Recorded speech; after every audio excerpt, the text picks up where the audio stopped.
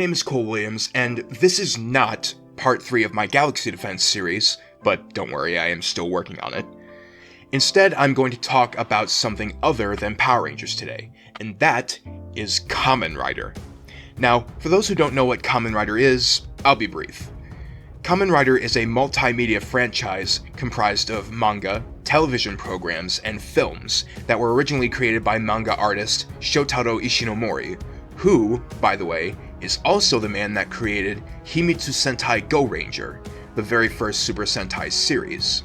Kamen Rider, much like Super Sentai and Power Rangers, generally follows an established formula. A motorcycle riding superhero with some level of an insect motif fights monsters called kaijin. The original series spawned several spin-offs and films, launching what is referred to as the Henshin or transformation boom that took place on Japanese television during the early 1970s, which left a lasting impact on the superhero and action-adventure programs in Japan. It has lasted throughout the Showa and Heisei eras, but as of May 1st, after the former Emperor Akihito abdicated the throne to his eldest son, Naruhito, Japan entered the Reiwa era, and the first Kamen Rider show of this new era is Kamen Rider Zero-One. The show was first officially announced on July 17th in Tokyo, Japan, as part of a press conference held by Toei. The press conference served as an introduction to the show's staff members, as well as its cast and characters, so let's take a look at them. The series would be produced by Chihiro Inoue and Takahito Omori, the latter of the two having produced Kamen Rider Drive, Kamen Rider Ex-Aid, and Kamen Rider Build. Filling the role of writer will be Yuya Takahashi, who served as the writer for the aforementioned Kamen Rider Ex-Aid, as well as Part 4 of Lupin III, for the anime buffs out there. It seems that the Kamen Rider crew has a new action director in Jun Watanabe, who will be replacing Takeshi Miyazaki. Miyazaki served as the action director for a staggering 13 out of the 20 Heisei Rider shows, his most recent run consisting of Kamen Rider Ghost through the current series, as of the time this video is released, Kamen Rider Go, which amounts to the past 4 shows. Returning to the franchise to serve as the musical composer of Kamen Rider Zero-One is Go Sakabe, whose last stint was on the aforementioned Kamen Rider Ghost. Alright, with that out of the way, let's quickly take a look at the story. According to Jorge Salas at tokusatsunetwork.com, the story takes place in a version of Japan that has reached a new era, where fully fledged AI androids, known as Humagear, are commonplace. Humagear are so lifelike that they are indistinguishable from regular humans. The terrorist group metsubojinrai.net hacks into the Humagear and causes them to go berserk, attempting to destroy humanity. The government responds by dispatching their anti-AI organization, AIMS, whose operatives are capable of becoming Kamen Riders. At the center of this story is Aruto Hiden, someone who lacks a sense of humor, but has his sights set on becoming a comedian one day. He's taken by surprise when his grandfather's will suddenly names him as president of Hiden Intelligence. Although he has no interest in being president, he's given the Zero-One driver and becomes Kamen Rider Zero-One when Berserk Humagear appear. Haruto's battle will be against metsubojinrai.net and AIMS, who are hostile towards AI. So, right off the bat, I think this sounds like a cool story we got going on here. It comes across as Iron Man meets Detroit Become Human, which isn't a bad combination. But sometimes the story is only as good as the characters in it. So, let's talk about the cast, starting with the main riders. First and foremost is the protagonist, Kamen Rider Zero-One himself, the heir apparent, Aruto Hiden. Played by young Fumiya Takahashi, Hiden is described by the Kamen Rider fandom wiki as a young man who aims to be a comedian despite not sparking laughter to his audience. After his grandfather passed away, Aruto suddenly inherits Hiden Intelligence according to his will, appointed as the second CEO of the company. So we've got an aspiring but struggling comedian as our lead. Also, him being the CEO of the company makes him a little bit like Tony Stark, but it seems to me that he might also have a little bit of the Marvel Cinematic Universe's version of Spider-Man in him. It seems to me that this is somewhat similar to what might happen if Peter Parker was suddenly named the CEO of Stark Industries after the events of Avengers Endgame, but I digress. Next up is Isamu Fuwa, otherwise known as Kamen Rider Vulcan. Played by Ryutaro Okada, Fuwa is the commanding officer of the AIMS, which stands for Artificial Intelligence Military Service. He possesses excellent fighting capabilities and fights against the terrorists in order to keep the city secure. He harbors a great hatred for the, quote, killing machines, unquote, known as Humagears due to an explosion involving them that left him injured, an incident that he strongly believes was covered up by hidden intelligence. For this sole reason, he believes that breaking the rules was just, as long as his goal was to destroy Humagear. He seems to hold a prejudice against the company president of Hiden Intelligence, Aruto Hiden. So, I mentioned Detroit Become Human earlier, and I see Isamu as a more extreme version of Lieutenant Hank Anderson. If you've never played the game, Detroit Become Human features a lot of androids, and Lieutenant Anderson holds a grudge against them after an android surgeon failed to save his son's life when he and Hank were in a serious car accident. However, unlike Isamu, it didn't seem that Hank ever wanted to outright destroy androids. It will be interesting to see how Isamu's relationship with Aruto might change or not change over the course of the series. The character I'm particularly excited about, though, is Yua Yaiba, otherwise known as Kamen Rider Valkyrie. Played by Hiroe Igeta, Yaiba is the technical advisor for AIMS, and was readily involved in the development of the AIMS Shot Riser that both she and Isamu use to transform. She also provides technical guidance and maintenance for AIMS. She is described as a brave female warrior who excels in her fighting abilities while possessing the brains of scientists. She fights the terrorists to keep the security of the city. Like Isamu, she harbors a deep hatred for the Humagear, but tries her best to suppress it during battle.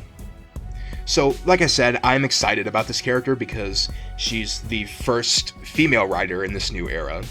She's the first female character in franchise history, I repeat, franchise history, to be a tertiary rider, which is very important because it seems like Toei are testing the waters of having more female riders with this, and if it goes well, I'm not saying that Kamen Rider could eventually feature a female main character, but you know, Toei, in the words of Matthew McConaughey, it'd be a lot cooler if you did.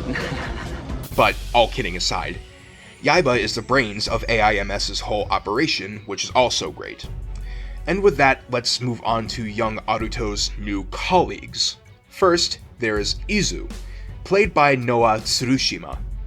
Izu is a secretary-type assistant Humagear that personally serves as the private secretary of Hiden Intelligence's CEO.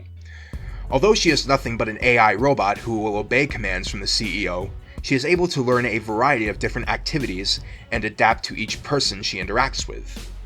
She fully works alongside the president and supports him in his cause and his fight, but she hates the fact that she constantly has to explain Aruto's boring gags and jokes. Now, I kind of love that the series hasn't even started yet and already she's done with Aruto's nonsense. Although, I'm not sure if it's the picture or the character design in general, but I'm kind of getting a vibe from Izu that she might be a little bit evil.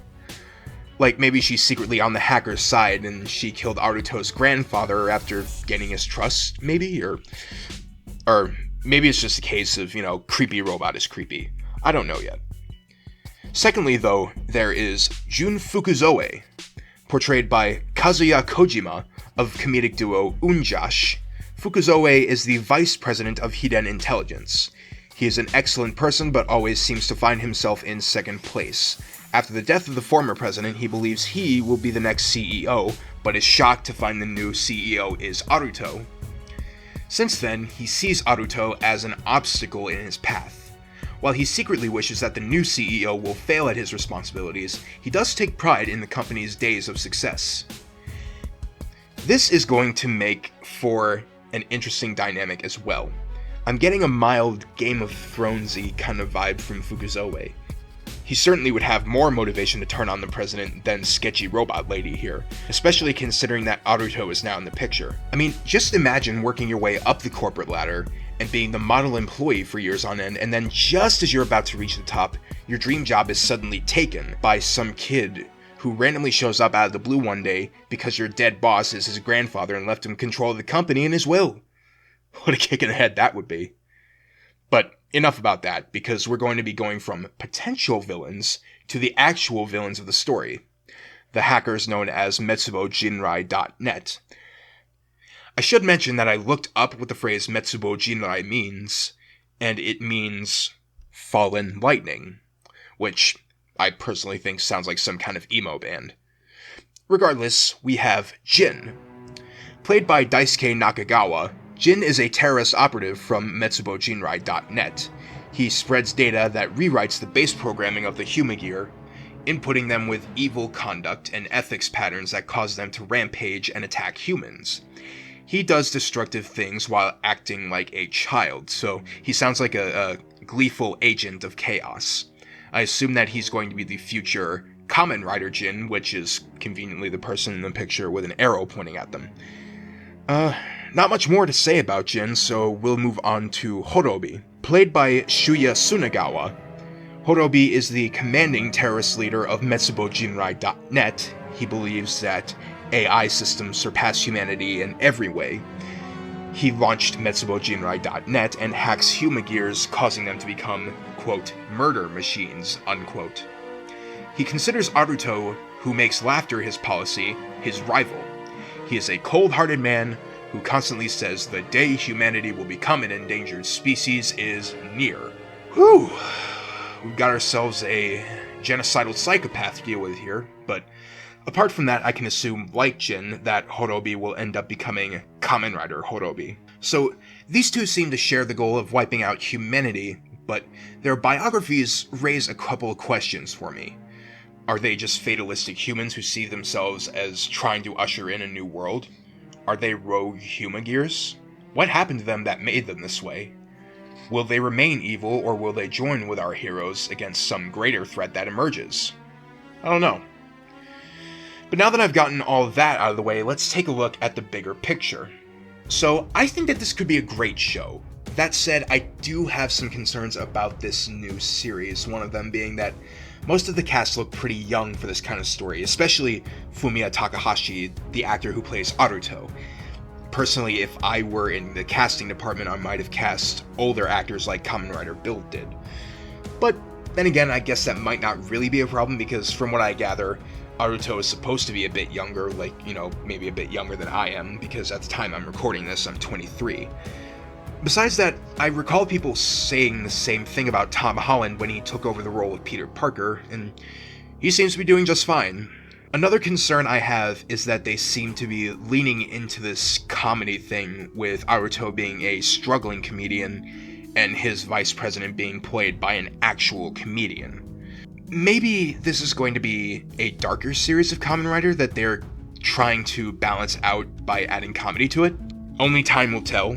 But Kamen Rider Zero-One's first episode will air in Japan on September 1st at 9 a.m. We'll probably start seeing clips from episode 1 shortly thereafter, so be sure to catch it if you have a way, and also be sure that if you like this video, hit it with a thumbs up. If you hate this video, hit it with a thumbs down. Leave a comment down below. Tell your friends to watch my videos if they want to. Hit that subscribe button, ring that bell to be notified when I drop a new video, and don't forget to follow me on social media if you want to. Thank you all for watching, and until next time, I bid you a good day. A jump to the sky turns to a rider kick.